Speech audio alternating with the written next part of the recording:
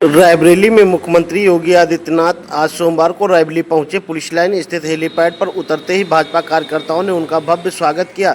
कार्यकर्ताओं ने नारे लगाकर और फूलों से उनका अभिवादन किया। मुख्यमंत्री इसके बाद राणा बेनी माधव बकत सिंह स्मृति सभागार ऑडिटोरियम पहुंचे। 1857 के प्रथम स्वाधीनता संग्राम के अमर नायक अवध केसरी राणा बेनी माधव बकत सिंह की 222वीं जयंती के अवसर पर आयोजित भाव समर्पण समारोह में वे शामिल हुए। यह सभागार स्वतंत्रता संग्राम के नायक की स्मृति को सजाने और सांस्कृतिक कार्यक्रमों के लिए बनाया गया। मुख्यमंत्री ने यहां शहीदों और स्वतंत्रता सेनानियों के परिवारों को सम्मानित किया। साथ साथ अवध केसरी स्मृतिका का भी विवेचन किया।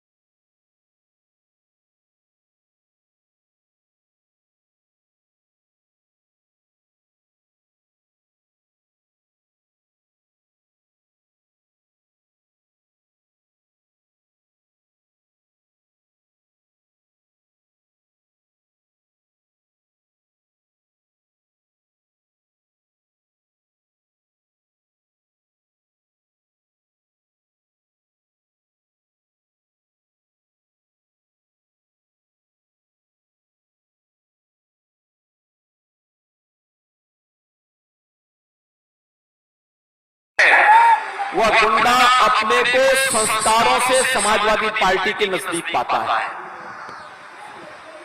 उसके नजदीक पाता है। समाजवादी पार्टी के बबुआ का भी एक बयान परसों आया है। कहते हैं समाज यानी एक ही परिवार, यानी वे मानते हैं बाकी जितने सांसद उनके हैं वे सभी किसी लायक नहीं। और भाइयों, ये लोग वोटों के सौदागर हैं। इन्होंने प्रदेश की पहचान के सामने संकट खड़ा किया था। उत्तर प्रदेश को उपद्रव प्रदेश बनाया था। दंगा, कर्फ्यू, भ्रष्टाचार, ये यूपी की नीति बन चुकी थी। गरीबी, बदहाली, ये यूपी की बदहाली बन चुकी थी। गरीब के हक पर डकैती पड़ती थी।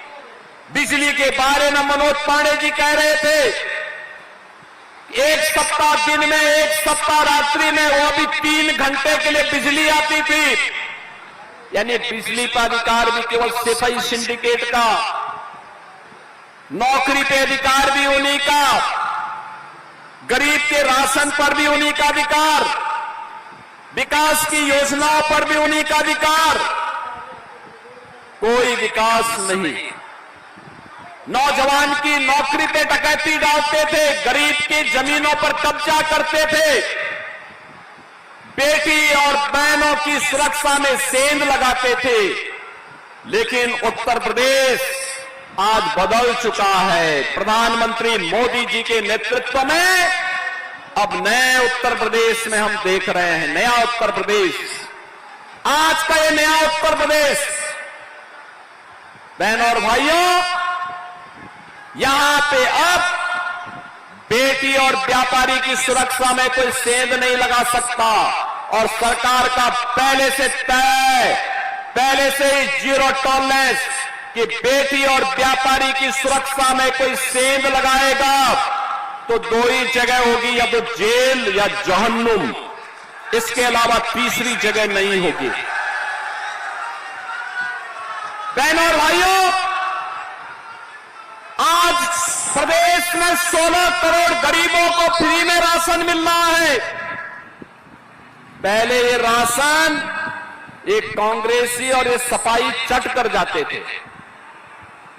आज प्रदेश के अंदर 10 करोड़ गरीबों को आयुष्मान भारत की सुविधा में या मुख्यमंत्री जन आरोग्य योजना के अंतर्गत फ्री में 5 लाख रुपए की स्वास्थ्य बीमा का कवर प्राप्त हो रहा। हर वर्ष 5 लाख रुपए की स्वास्थ्य उपचार किसी भी इम्पैनल्ड हॉस्पिटल में वे करा सकते हैं, कोई रोक टोक नहीं। आज प्रदेश के अंदर जब नौकरी निकलती है तो रायबरेली का नौजवान भी नौकरी प्राप्त करता है। मैं पूछता हूं कि बाबू कहां से? या कोई बेटी आती, मैं पूछता हूं बेटी कहां से हो, कहती रायबरेली से। रायबरेली की बेटी भी नौकरी पाती है, रायबरेली का बेटा भी आज नौकरी। मॉडर्न कोच फैक्ट्री ने पिछले वर्ष 2156 कोचेज का निर्माण किया और ये रिकॉर्ड प्रोडक्शन है।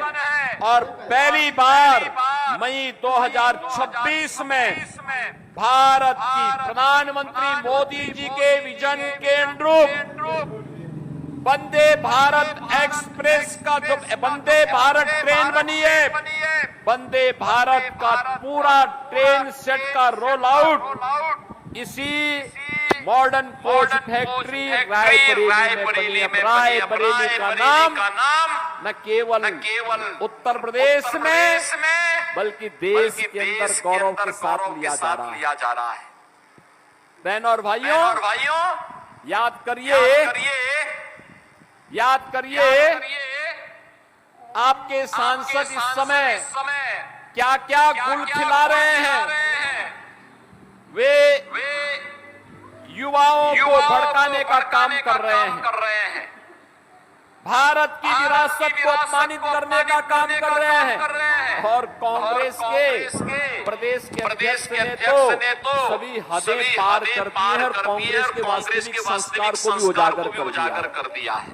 कल वो हनुमानगढ़ी गए थे, हमारा पवित्र धाम है। बड़ी आस्था के साथ सात्विक भाव के साथ हम जाते हैं। बजरंग बली के लिए तो मंगलवार के दिन हर हिंदू व्रत रखता है। बल बुद्धि विद्या देव मोहि हरे हो क्लेश विकार, सब प्रकार के क्लेश को विघ्न बाधा को दूर करने वाला कोई है तो हमारे बजरंग बली हैं। लेकिन बहनों और भाइयों, हम सब बजरंग बली के भक्त हैं, लेकिन बाबरी के भक्तों का कल आचरण आपने देखा होगा। हनुमानगढ़ी में जाते हैं और बाद में अपने एक कार्यालय में जाकर के मछली का दावत उठाते हुए दिखाई दे रहे हैं। यानी इसी को कहते हैं कि मुंह में राम और बगल में छुरी। ये वही लोग हैं। राहुल जी कहते हैं बेटियों को भड़काने का काम कर रहे हैं। कहते हैं मनुष्य से बाहर निकलिए। भाई भारत की परंपरा तो ऐसी है, आप माने या ना माने कोई फर्क नहीं पड़ता है, लेकिन गलत तथ्यों से अवगत तो मत कराइए। आपको मनुस्मृति को मानना है मानिए, नहीं मानना है मत मानिए, लेकिन मनुस्मृति की अच्छाइयों को भी बताइए और बुराइयों को भी बताइए। बहस करिए इस पर। अथर्ववेद जिसकी चर्चा करता हो, सतपथ ब्राह्मण में जिसकी चर्चा हुई हो, महाभारत जिसके बारे में चर्चा करता हो और मत्स्य पुराण जिसकी महिमा का गान करता हो, उस मनु को आप अपमानित क्यों करना चाहते हैं? आप माने ना माने, कभी हमने नहीं कहा। आप तो राम की विरासत को भी अपमानित करते हैं। आपकी पार्टी ने तो कह दिया था कि राम हुए ही नहीं, लेकिन आज अयोध्या में कल भी आचरण आपकी पार्टी का और आपके नेताओं का आचरण देश ने देखा है, दुनिया ने देखा है।